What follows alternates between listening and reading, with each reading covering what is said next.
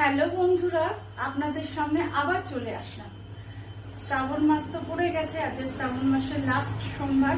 এরপরে শ্রাবণ মাস আমরা আর পাবো না। আজকের আমি সকাল সকাল নিজের ঘরে ঠাকুরকে পুজো করলাম। করে চলুন আপনারা দেখুন আমার ঠাকুরকে। বন্ধুরা, আমার শিব ঠাকুরকে আমি পুজো দিয়েছি সকালবেলা। দেখেছেন, সমস্ত ঠাকুরগুলোকে আমি পুজো দিয়েছি।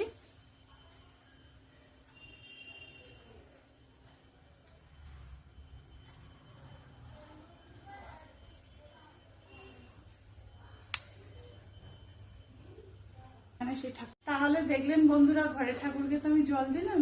এখানে আরেকটা শিব মন্দির আছে, সেই শিব মন্দিরে আমি একটু দুধ জল ঢালবো। আপনারা সঙ্গে থাকুন, ভালো লাগবে।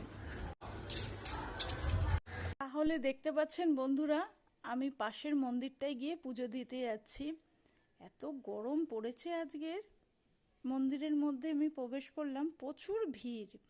আমি একটুখানি গিয়েই বসে পড়লাম পাকার তলায়। ফাঁকা হলে তাহলে ঠাকুর মশাইয়ের কাছে এসে অঞ্জলিটা দিতে আমার সুবিধা হবে।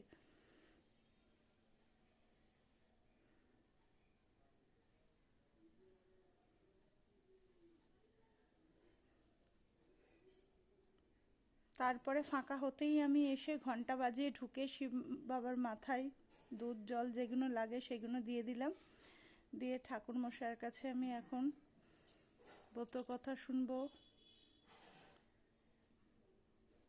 অঞ্জলি দেব। ঠাকুরমশাই পুজো করছেন।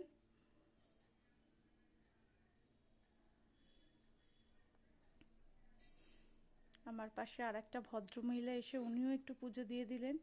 আমি আবার একটু ধূপ ঘুরিয়ে, একটু তুলসী মঞ্চের ঘুরিয়ে, মা মনসার কাছে ঘুরিয়ে একটু ধূপটা আমি দিয়ে দিলাম টপের মধ্যে।